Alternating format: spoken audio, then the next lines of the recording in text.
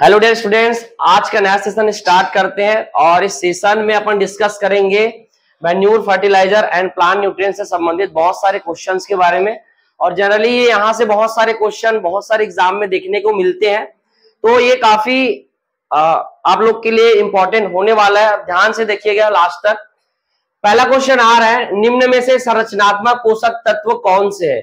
Structural element कौन से हैं? पौधों के लिए दिया हुआ है कार्बन, हाइड्रोजन और ऑक्सीजन, और लास्ट में दिया हुआ है उपरोक्त सभी, है ना। तो कार्बन भी होता है, हाइड्रोजन भी होता है और ऑक्सीजन भी होता है, ठीक है। तो लास्ट जो ऑप्शन दिया हुआ है उपरोक्त सभी, ये आएगा, क्योंकि ये सारे तत्व पौधे का लगभग 90 से 95% भाग बनाते हैं, इसलिए इसको बोलते हैं संरचनात्मक पोषक तत्व, जिनकी संख्या टोटल है 3, जो कि आप लोग की स्क्रीन में दिख रहा है। दूसरा क्वेश्चन आ रहा है, भारत में निर्मित पहला उर्वरक कौन सा है? यूरिया दिया हुआ है, डीएपी दिया हुआ है, एसएसपी और एमओपी। तो यूरिया तो नहीं है, डीएपी भी नहीं है, एमओपी भी नहीं है, तो राइट आंसर इसका होगा एसएसपी, सिंगल सुपर फास्फेट, जिसमें फास्फोरस की मात्रा होता है 16%। ओके, तो ये रहा दूसरा क्वेश्चन। तीसरा क्वेश्चन आ रहा है, किसान खाद किस उर्वरक को कहते हैं? किस फर्टिलाइजर को किसान खाद कहते हैं? Urea, CAN, DAP, SSP. तो यूरिया को नहीं बोलते, और CAN का फुल फॉर्म है calcium ammonium nitrate, di ammonium phosphate, single super phosphate, ठीक है। तो जनरली जो किसान खाद है वो इसको बोला जाता है CAN को, ठीक है। और ये जो खाद है बिल्कुल उदासीन टाइप का खाद है ना। इससे भूमि की अम्लीयता पर या पीएच पर कोई भी इफेक्ट नहीं पड़ता, इसलिए इसको उदासीन बोलते हैं। और किसान खाद या सोना खाद के नाम से भी जानते हैं, सोना खाद, ठीक है, याद रखिएगा, एग्जाम में आता है। ओके, चौथा क्वेश्चन, कौन सी फसल के लिए जिप्सम आवश्यक है? पूछा गया है ना। कौन से फसल के लिए जिप्सम आवश्यक है? ऑप्शन दिया हुआ मूंगफली, धान, प्रोक्त दोनों और बरसीम दिया हुआ है। तो मूंगफली में भी डालते हैं, ठीक है। धान में भी खैरा रोग से बचने के लिए जिंक डाला जाता है। तो ऑप्शन दिया हुआ है सी, यही आपका राइट आंसर होगा, ठीक है। मूंगफली में भी कैल्शियम की कमी से पपिंग हो जाता है, तो जिप्सम से कैल्शियम तत्व की पूर्ति होती है, इस वजह से मूंगफली में भी जरूरी है और धान में भी जरूरी है। पांचवा क्वेश्चन आ रहा है, निम्न तत्वों में लाभदायक पोषक तत्व नहीं है। तो लाभदायक पोषक तत्व जनरली 4 तो देखा गया है, ठीक है। चार जो तत्व है वो लाभदायक में आता है। तो यहाँ पर देखते हैं कौन कौन सा है। सिलिकॉन, वेनेडियम, सोडियम और कॉपर दिया हुआ है। चूंकि यहाँ पर जो कॉपर जो एलिमेंट है वो आता है आप लोग का माइक्रो न्यूट्रिएंट में, ठीक है। और जो आपको बाकी जो 3 ऑप्शन दिख रहा है वो है आप लोग का लाभदायक पोषक तत्व। तो हमको क्वेश्चन में क्या पूछा गया? नहीं है, तो हमारा सही आंसर होगा कॉपर, चूंकि ये सूक्ष्म पोषक तत्व है, माइक्रो न्यूट्रिएंट है, ठीक है। और एक 4 में बोला था 4 होता है, तो एक कौन सा बच रहा है? कोबाल्ट। कोबाल्ट को भी याद रखिएगा, ये चारों तत्व जो है लाभदायक पोषक तत्व के रूप में पहचाना गया। ओके, नेक्स्ट क्वेश्चन आ रहा है छठवां, तिलहन में तेल निर्माण में सहायक तत्व कौन सा है ना। तिलहन जो फसल रहता है उसमें तेल का निर्माण करने के लिए, प्रमोट करने के लिए कौन सा पोषक तत्व देते हैं?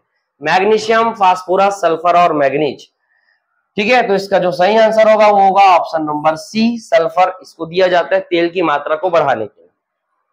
सातवां क्वेश्चन आ रहा है, सोडियम तत्व के लिए कौन सा सूचक पौधा होता है? Indicator plant of sodium element, ठीक है। तो दिया हुआ है फूल गोभी, सरसों, चुकंदर और मक्का। चूंकि आप लोग जानते हैं फूल गोभी होता है नाइट्रोजन के लिए, ठीक है। सरसों नहीं होता है सोडियम के लिए, चुकंदर हो सकता है, मक्का जो होता है वो होता है जिंक के लिए, ठीक है। तो हमारा जो सही आंसर होगा वो है चुकंदर, ठीक है, याद रखिएगा, बहुत सारे एग्जाम में पूछा गया है और आ भी सकता है। नेक्स्ट क्वेश्चन आ रहा है, कौन सा पोषक तत्व राइजोबियम की क्रियाशीलता को बढ़ाता है? पोटास, बोरान, फास्फोरस और मॉलिब्डेनम। तो जनरली पोटास राइजोबियम की क्रियाशीलता को नहीं बढ़ाता, बोरान भी नहीं बढ़ाता, फास्फोरस भी नहीं बढ़ाता। इसका सही आंसर होगा मॉलिब्डेनम। हालांकि फास्फोरस ग्रंथि की संख्या बढ़ाता है, लेकिन यहां पर पूछा गया राइजोबियम की क्रियाशीलता को बढ़ाता कौन है, तो वो है मॉलिब्डेनम। ओके, नेक्स्ट, राष्ट्रीय जैव उर्वरक विकास केंद्र कहां पर स्थित है? गाजियाबाद, लखनऊ, मेरठ और कानपुर। तो ऑप्शन नंबर ए सही आंसर होगा गाजियाबाद। जैव उर्वरक अनुसंधान संस्थान या विकास केंद्र जो है गाजियाबाद में स्थित है। ठीक, नेक्स्ट क्वेश्चन आ रहा है, सर्वाधिक नाइट्रोजन की मात्रा किस खली में होती है? ठीक है, तो मूंगफली, सरसों, कुसुम और तिल, ये दिया हुआ है। तो मूंगफली में मैं बता देता हूं कितना होता है। मूंगफली में होता है 7.3 लगभग होता है। ठीक है, और मूंगफली से सरसों से ज्यादा मूंगफली में होता है। कुसुम में होता है 7.9%। ठीक है, तिल में कम होता है 5 लगभग 2% कुछ होता है तिल में। तो हमारा जो सही आंसर होगा ये होगा कुसुम, 7.9% होता है, मूंगफली में होता है 7.3। नेक्स्ट क्वेश्चन आ रहा है, निम्न में से प्राथमिक पोषक तत्व नहीं है, प्राइमरी न्यूट्रिएंट कौन सा नहीं है करके पूछा गया। तो प्राइमरी न्यूट्रिएंट 3 होता है, एन, पी और के, नाइट्रोजन, फास्फोरस और पोटास। देखते हैं कौन सा नहीं। नाइट्रोजन तो है, सल्फर इसमें नहीं आया है, फास्फोरस और पोटास दिया हुआ है। तो हमारा जो ये जो आंसर है यही सही होगा। ये प्राथमिक पोषक तत्व में नहीं आता, ये होता है सेकेंडरी न्यूट्रिएंट में आता है। बाकी जो आप लोग को दिख रहा है वो प्राथमिक है। ओके, नेक्स्ट क्वेश्चन की ओर चलते हैं। सोयाबीन में उपयोगी राइजोबियम प्रजाति कौन सा है? दिया हुआ है राइजोबियम फैसियोलाई, मिलिलोटाई और जैपोनिकम। ठीक है, तो फैसियोलाई जो होता है वो सेम वर्ग के लिए यूज होता है, उड़द मूंग वगैरह के लिए। मिलिलोटाई जो होता है वो इसमें सोयाबीन में यूज नहीं होता है। तो जो सही आंसर होगा हमारा होगा जैपोनिकम। राइजोबियम जैपोनिकम का यूज किया जाता है राइजोबियम प्रजाति का। ठीक है, फिर आया क्वेश्चन 13वां नंबर, बेसिक स्लेग में फास्फोरस की मात्रा कितना होता है? ठीक है, तो देखते हैं ऑप्शन क्या दे रहा है आप के सामने। ऑप्शन आ रहा है 14 से 18%, 20 से 26% और तीसरा दिया 24 से 30 और 30 से 36। तो इसका जो सही आंसर होगा वो ऑप्शन नंबर ए होगा, 14 से 18% बेसिक स्लेग में होता है। नेक्स्ट क्वेश्चन, कवक एवं शैवाल का सहजीवी संबंध क्या कहलाता है? ठीक है, यहां पर दिया हुआ माइकोराइजा, लाइकेन, वैम और सभी दिया हुआ है। तो इसका जो सही है आंसर, यहां पर पूछा गया कवक और शैवाल। कवक और शैवाल का होता है लाइकेन। ठीक है, लेकिन यहां पर दिया हुआ है वैम। तो वैम किसका किसका संबंध होता है? कवक और उसके अंदर पाए जाने वाले जड़ में, जो भी फसल का जड़ होता है उसके बीच में संबंध होता है, उसको बोलते हैं वैम, जो कि फास्फोरस को उपलब्ध कराने में सहायता करता है। लेकिन यहाँ पर पूछा गया है कवक और शैवाल का सहजीवी संबंध, तो आएगा ये लाइकेन। ठीक है, नेक्स्ट है एसएसपी में फास्फोरस की मात्रा कितना होता है? सिंगल सुपर फास्फेट में फास्फोरस की मात्रा दिया हुआ है, देखते 12, 16, 18 और 26। तो सिंगल बोल रहा है तो 16% होता है। अगर डीएसपी बोलता तो वो होता 32, टीएसपी बोलता तो वो होता 48। तो ऐसे 1 by 1 याद रखिए, सिंगल में 16, डबल में 32 और ट्रिपल में होता है 48। नेक्स्ट क्वेश्चन आ रहा है, कॉपर का प्राप्त रूप क्या है? पौधे कॉपर को किस रूप में प्राप्त करते हैं? Cu++, Cu-, Cu+, Cu-, तो जनरली जो है कॉपर इस रूप में अवेलेबल होता है Cu+2 के रूप में। ओके, नेक्स्ट क्वेश्चन आ रहा है, म्यूरेट ऑफ पोटाश में पोटाश की मात्रा कितना होता है? म्यूरेट ऑफ पोटाश को शॉर्ट में बोला जाता है MOP। ठीक है, इसी को पोटेशियम क्लोराइड भी बोलते हैं। तो दिया हुआ ऑप्शन 48, 65, 60 और 46। ठीक है, तो हमारा जो सही आंसर होगा वो option number C 60। 65 sodium potassium carbonate में होता है और 48 होता है पोटेशियम नाइट्रेट सल्फेट में। ठीक है, तो हमारा सही आंसर होगा ये। सिंचाई जल के साथ उर्वरकों का प्रयोग क्या कहलाता है? यदि हम सिंचाई के साथ साथ उर्वरक को भी क्या करें, एप्लीकेशन करें, वो टर्मिनोलॉजी क्या कहलाएगा? टॉप ड्रेसिंग, बेसल डोज, हर्बिगेशन या फर्टिगेशन। ठीक है, तो यहाँ पर हर्बिगेशन और फर्टिगेशन में ज्यादातर कंफ्यूजन होता है। हर्बिगेशन क्या है? यदि हर्बिसाइड के साथ फर्टिलाइजर दे, सॉरी सिंचाई के साथ अपन हर्बिसाइड दे तो उसको बोलते हैं हर्बिगेशन, और यदि सिंचाई के साथ अपन लोग दे फर्टिलाइजर तो उसको बोलते हैं फर्टिगेशन। हमारा जो सही आंसर होगा वो option number D. Next question, निम्न उर्वरकों में सर्वाधिक आर्द्रता ग्राही कौन सा होता है? Urea, ammonium sulphate, ammonium nitrate और दिया हुआ है सभी। तो जो यूरिया तत्व है वो सबसे ज्यादा आर्द्रता ग्राही प्रकृति का होता है। जल्दी हवा अगर इसमें लगता है तो ये क्या हो जाता है, घुल जाता है। इस वजह से इसको हमेशा प्लास्टिक के बोरी में रखा जाता है। ठीक है, ओके, नेक्स्ट है रंध्रों का खुलना और बंद होना किस पोषक तत्व द्वारा होता है, या कौन सा पोषक तत्व इसको कंट्रोल करता है। ठीक है, रंध्रों का खुलना और बंद होना, कैल्शियम, बोरान, पोटास और सल्फर। तो हमारा जो ऑप्शन नंबर सी है यही सही आंसर होगा, पोटास। यही रंध्रों के खुलने और बंद होने में हेल्प करता है। ठीक है, नेक्स्ट, गोबर खाद में फास्फोरस की मात्रा होता है। FIM में फास्फोरस की मात्रा पूछा है 0.5%, 0.25, 0.055% और 0.025% दिया हुआ है। तो इसका जो सही आंसर होगा वो होगा ऑप्शन नंबर बी, फास्फोरस में इतना होता है, गोबर खाद में इतना होता है। ये नाइट्रोजन की मात्रा है। ठीक है, और इतना ही प्रतिशत आप लोग का पोटास पाया जाता है, तो याद रखिएगा गोबर खाद से आ सकते हैं। नेक्स्ट क्वेश्चन, उर्वरक नियंत्रण अध्यादेश कब लागू किया गया। ऑप्शन दिया हुआ है 1950, 1954, 1957, 1959। तो इसका जो सही आंसर होगा option number C, 1957। Next question दिख रहा है आप लोग को, धान की फसल के लिए सर्वोत्तम उर्वरक कौन सा है, सबसे बढ़िया उर्वरक कौन सा है धान की फसल के लिए। SSP, यूरिया, अमोनियम सल्फेट, कोई नहीं। जनरली यूरिया भी देते हैं, बट यहां पर बेस्ट पूछा है तो वो होगा अमोनियम सल्फेट। ठीक है, जिसमें नाइट्रोजन की मात्रा होता है 18%, सॉरी, इसमें नाइट्रोजन की मात्रा होता है 20%।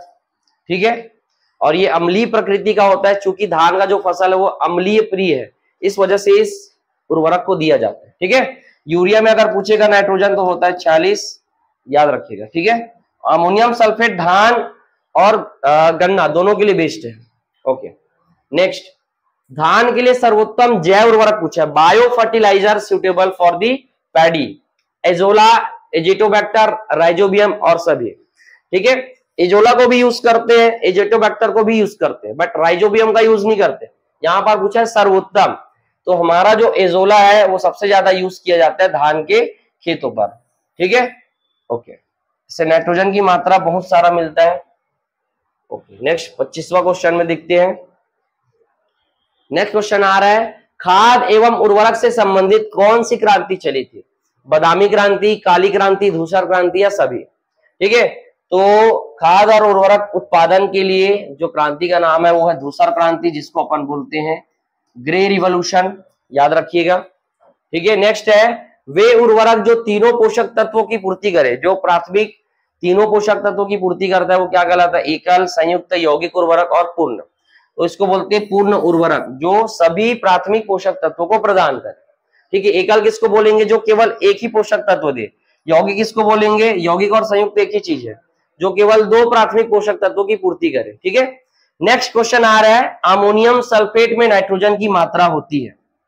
अमोनियम सल्फेट, जैसे अभी जस्ट ऊपर मैंने पढ़ाया, अमोनियम सल्फेट का यूज अपन धान में करते हैं, और नाइट्रोजन की मात्रा पूछा गया है तो इसमें होता है 20%। ठीक है, नाइट्रोजन बराबर 20%। ठीक है, उसके बाद अधिकांश पौधे नाइट्रोजन को किस रूप में लेते हैं। जनरली जो नाइट्रोजन होता है वो अमोनिया के रूप में मिलता है, और एक मिलता है नाइट्रेट के रूप में। बट यहाँ पर पूछा है अधिकांश पौधे नाइट्रोजन को किस रूप में लेते हैं, तो अधिकांश जो पौधे होते हैं नाइट्रोजन को नाइट्रेट के रूप में लेते हैं, है ना। तो यहाँ पर देख लेते हैं, अमोनियम दिया हुआ है, क्लोराइड, नाइट्रेट और ऑक्साइड। तो हमारा सही आंसर होगा नाइट्रेट। बट जो अमोनिया के रूप में लेने वाले पौधे वो है धान, जो लेता है नाइट्रोजन को अमोनिया के रूप में लेता है, और एक गन्ना लेता है। ठीक है, याद रखिएगा, इसलिए अमोनियम सल्फेट का यूज धान और गन्ना में किया जाता है। ठीक है, याद रखिएगा। नेक्स्ट, केचुआ खाद तैयार होने में कितना समय लगता है, 20 दिन, 40 दिन, 60 दिन और 100 दिन। ठीक है, तो इसका जो सही आंसर है वो है 60 दिन, है ना, लगभग 2 माह में तैयार हो जाता है। उसके बाद वर्मी कंपोस्ट में नाइट्रोजन की मात्रा पूछा गया। वर्मी कंपोस्ट मतलब केचुआ खाद, 1%, 2.5 से 3%, 8% एंड 10%। इसका जो सही आंसर होगा ऑप्शन नंबर बी। ठीक है, ये नाइट्रोजन प्रदान करता है, इसलिए इसको कृषि के लिए कृषि मित्र बोला जाता है। ठीक है, नेक्स्ट क्वेश्चन आ रहा है, पत्तियों के किनारे बैंगनी रंग का हो जाना किस पोषक तत्व की कमी को दर्शाता है, नाइट्रोजन, फास्फोरस, पोटास और मॉलिब्डेनम। तो नाइट्रोजन की कमी होती है तो जनरली देखे होंगे पत्ती जो रहता है वो पीला पड़ जाता है। ठीक है। पोटास की जो कमी होती है तो भूरा पड़ जाता है, ठीक है। तो फास्फोरस तत्व है उसी में बैगनी रंग का हो जाता है, ठीक है। तो हमारा जो सही आंसर होगा वो होगा फास्फोरस तत्व, ठीक है। ओके, नेक्स्ट है गोबर की खाद में कार्बन नाइट्रोजन अनुपात कितना होता है, यानी कि CN रेशियो पूछा गया है। 10:1, 20:1, 30:1, 40:1। तो 10:1 होता है जनरली ह्यूमस में, और 20:1 होता है दलहनी फसल और एक गोबर की खाद में। तो हमारा जो सही आंसर होगा वो ये होगा 20:1, FIM में कार्बन नाइट्रोजन अनुपात। नेक्स्ट क्वेश्चन आ रहा है, कौन सा पोषक तत्व सूखा प्रतिरोधी होता है, ठीक है। लोहा, पोटास, फास्फोरस और नाइट्रोजन। तो इसमें आपका इसके पहले क्वेश्चन बनाए हुए थे पोटास के बारे में, ये पढ़े थे कि भाई ये रंध्र को खुलता है और बंद करता है, मतलब जब पौधों में पानी की कमी होगी तो ये रंध्र को क्या कर देता है, बंद कर देता है। तो ये जो एलिमेंट है वो पौधे को सूखे के झटके से बचाता है, इसलिए इसको सूखा प्रतिरोधी बोलते हैं, यही सही आंसर है। निम्न में कौन सा पोषक तत्व अचल तत्व है, कैल्शियम, मैग्नीशियम, नाइट्रोजन और फास्फोरस। दिया हुआ है अचल तत्व यानी कि अगतिशील तत्व, दिया हुआ कैल्शियम, मैग्नीशियम, नाइट्रोजन और फास्फोरस। तो ये सब अत्यधिक गतिशील है, नाइट्रोजन और ये मैग्नीशियम वगैरह। ये जो तत्व है कैल्शियम ये अगतिशील है, ठीक है। तो ये पूछा जा सकता है। नेक्स्ट, किस उर्वरक में आग और विस्फोट का खतरा रहता है, ammonium nitrate, potassium nitrate, ammonium chloride, ammonia, ठीक है। तो जनरली जो है कैल्शियम अमोनियम नाइट्रेट जो रहता है, अमोनियम नाइट्रेट, इसी में आग का खतरा रहता है, इसी को किसान खाद बोलते हैं। तो हमारा सही आंसर आएगा अमोनियम नाइट्रेट। नेक्स्ट है DAP में फास्फोरस का अंश कितना होता है, DAP जनरली अपन को 2 पोषक तत्व देता है, एक नाइट्रोजन और फास्फोरस। तो नाइट्रोजन की मात्रा उसमें होती है 18%, है ना, और फास्फोरस पूछा गया तो हमारा जो सही आंसर होगा वो है 46%, ठीक है। नेक्स्ट क्वेश्चन की ओर चलते हैं। 37वां क्वेश्चन आ रहा है, पूछा गया है टमाटर में BER रोग यानी कि ब्लॉसम एंड रॉट रोग किस कारण से होता है। ये एग्जाम में पूछा जा सकता है। मैग्नीशियम, सल्फर, कैल्शियम और जिंक दिया हुआ है। तो BER जो रोग होता है वो होता है कैल्शियम के डिफिशियंसी से, कमी से, ठीक है। पोषक तत्व की कमी से होने वाला रोग है ये। और कौन से पोषक तत्व, कैल्शियम। फिर क्वेश्चन आया दलहनी फसल नाइट्रोजन का स्थिरीकरण नहीं करता, कौन सा ऐसा दलहनी फसल है जो नाइट्रोजन का फिक्सेशन नहीं करता है। दिया हुआ है ऑप्शन अरहर, मटर, राजमा और सोयाबीन, ठीक है। तो अरहर भी करता है, मटर भी करता है, सोयाबीन भी करता है। तो हमारा जो सही आंसर होगा वो राजमा, क्योंकि राजमा में जो ग्रंथि होती है नोड्यूल्स वो जड़ में नहीं पाया जाता, वो होता है तने में पाया जाता है, इस वजह से नाइट्रोजन का फिक्सेशन नहीं करते। नेक्स्ट, पोटेशियम क्लोराइड में कितने प्रतिशत पोटास पाया जाता है, पोटेशियम क्लोराइड, जैसे ऊपर में अपन पढ़े हैं, इसी को अपन क्या बोलते हैं, MOP, म्यूरेट ऑफ पोटास बोलते हैं, ठीक है। तो इसकी जो सही मात्रा है वो है 60%, ठीक है। पोटेशियम क्लोराइड 60% इसकी मात्रा होगा, ठीक। 44% होता है पोटेशियम नाइट्रेट में, पोटेशियम सल्फेट में 48 होता है। नेक्स्ट क्वेश्चन आ रहा है, पौधों में जड़ विकास के लिए सहायक तत्व कौन सा है, ठीक है। नाइट्रोजन, फास्फोरस, पोटास और आयरन। तो इसका जो सही आंसर होगा वो होगा फास्फोरस, ठीक है। जड़ का विकास करता है फास्फोरस, पौधों की वृद्धि करता है नाइट्रोजन, पोटास जो मजबूती लाता है, क्वालिटी इंप्रूवमेंट करता है। नेक्स्ट क्वेश्चन आ रहा है आप लोग के सामने, पौधों में पोषक तत्वों की अनिवार्यता की कसौटी का जो सिद्धांत था या प्रस्ताव दिया था, कौन से वैज्ञानिक ने दिया था, निकोलस, आर्नोन, डाल्टन और मेंडल। तो आपका जो सही आंसर होगा वो है आर्नोन। आर्नोन और एक और वैज्ञानिक था स्टाउट, इन्होंने दिया था 1939 में, याद रखिएगा, ठीक है। जो निकोलस थे उन्होंने क्रियाशील पोषक तत्वों के बारे में बताया था, है ना, 1987 में इन्होंने बताया हुआ था, ठीक है। ओके, पौधों के लिए आवश्यक पोषक तत्व कितने ऐसा करके पूछा है, 16, 17, 18 और 20। तो जब आर्नोन और स्टाउट ने जब बताया था पोषक तत्वों के बारे में तो 16 था, बट बाद में निखिल तत्वों को भी शामिल किया गया, तो अब आवश्यक पोषक तत्व कितना है, 17, ठीक है। नेक्स्ट, पौधों के लिए द्वितीयक पोषक तत्व कौन से, यानी कि सेकेंडरी न्यूट्रिएंट कौन कौन से है, NPK, CHO, calcium, magnesium, sulphur और सभी। तो NPK है प्राथमिक, CHO है आप लोग का संरचनात्मक और कैल्शियम मैग्नीशियम है आप लोग का द्वितीयक यानी कि सेकेंडरी। हमारा जो सही आंसर होगा ऑप्शन नंबर सी, ठीक है, द्वितीयक पोषक तत्व। नेक्स्ट क्वेश्चन में चलते हैं। पौधों के लिए प्राथमिक पोषक तत्व कौन से हैं? CHO, NPK, calcium, magnesium, sulphur और सभी। तो इसका जो सही आंसर है CHO संरचनात्मक है, NPK प्राथमिक है। अच्छा, प्राथमिक ही पूछा गया है तो ऑप्शन नंबर बी ही सही होगा, ठीक है, CHO संरचनात्मक है। फिर पूछा है वानस्पतिक वृद्धि व प्रोटीन निर्माण हेतु उपयोगी तत्व कौन सा है?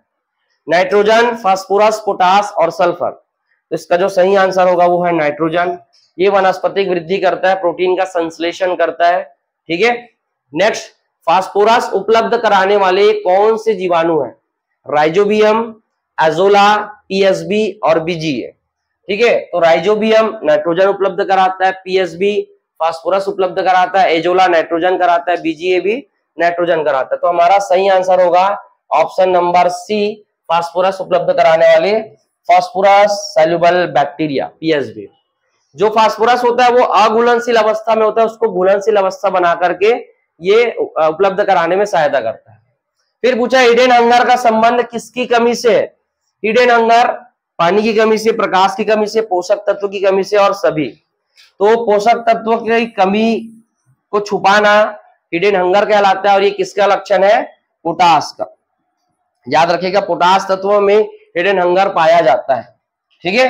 नेक्स्ट, कैल्शियम अमोनियम नाइट्रेट में नाइट्रोजन की मात्रा होती है यानी कि CAN में, किसान खाद जिसको अपन बोलते हैं, 25, 46, 20 और 48। तो इसका सही आंसर होगा ऑप्शन नंबर ए, 25 से 26% होता है लगभग, ठीक है। नेक्स्ट क्वेश्चन की ओर चलते हैं और अंतिम पड़ाव में आ गए हैं लगभग।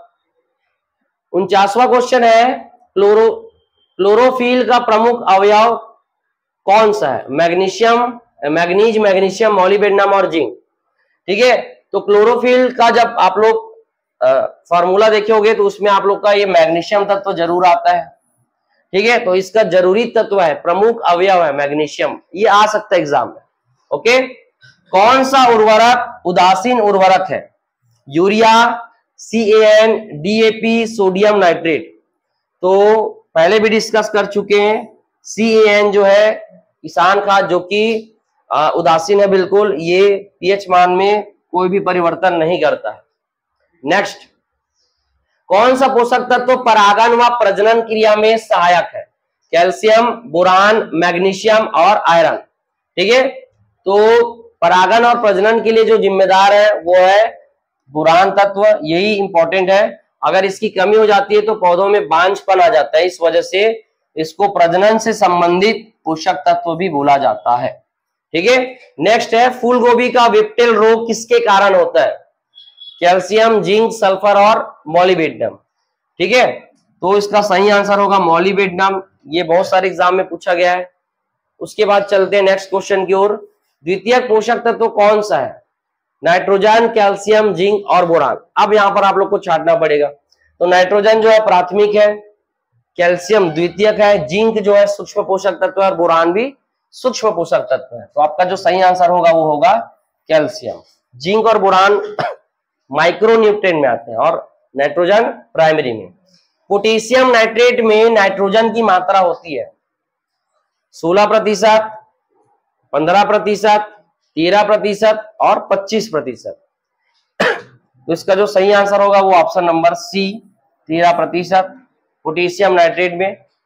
55 क्वेश्चन आ रहा है, 100% आयातित उर्वरक कौन सा है? ठीक है, नाइट्रोजन, फास्फोरस, पोटास और दिया हुआ है सभी, ठीक है। तो नाइट्रोजन की सबसे कमी होती है तो इसका निर्माण भी भारत में होता है तो इसका आयात नहीं करते हैं। फास्फोरस भी अपन बना सकते हैं, हमारे इंडिया में है इसके कारखाने। पोटास जो तत्व है वो इंडिया के मिट्टी में बहुत ज्यादा पाया जाता है, इस वजह से इसका निर्माण नहीं होता है, इसलिए इसको बाहरी देश से आयात करते हैं जरूरत पड़ने। तो 100% इसको आयात किया जाता है पोटास को, ठीक है। इनमें से कौन सा जैव उर्वरक नहीं है, बायो फर्टिलाइजर कौन सा नहीं है? BGA, blue green algae, azolla. भाई बीजीए का यूज धान में कर सकते हैं, एजोला का यूज भी धान में कर सकते हैं, एजेटोबैक्टर का धान गेहूं ये सब में करते हैं। जो कोलेगो है वो नहीं है जैव उर्वरक, ये जैव शाकनाशी है कोलेगो, ठीक है, याद रखिएगा।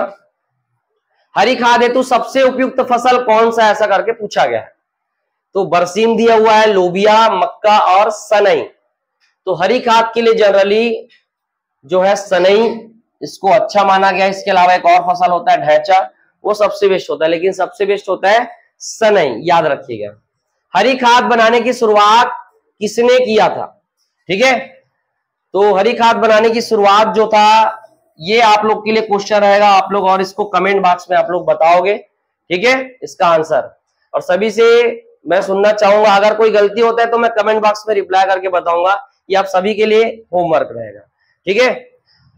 नेक्स्ट, गेहूं तथा जौ में नाइट्रोजन का स्थिरीकरण होता है, ठीक है। एक दो क्वेश्चन मैं आप लोग के लिए कमेंट बॉक्स के लिए छोड़ूंगा, तो आप लोग बताते जाइएगा।